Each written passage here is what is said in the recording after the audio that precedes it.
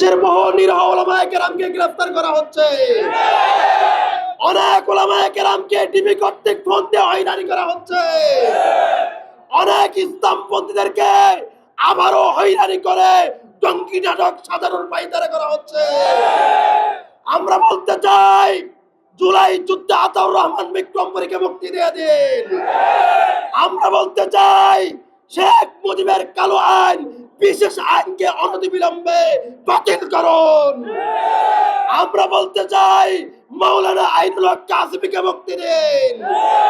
আমরা বলতে চাই, এই বাংলাদেশ আর কখনোই স্বৈরাচারী হাসিনার আমলে ফিরে যাবে না। এই বাংলাদেশে আর কখনো দিল্লির আধিপত্যবাদ চলবে না। এই বাংলাদেশের মানুষ, প্রত্যেকটা মানুষ সচেতন হয়েছে ভারতীয় আধিপত্যবাদের বিরুদ্ধে।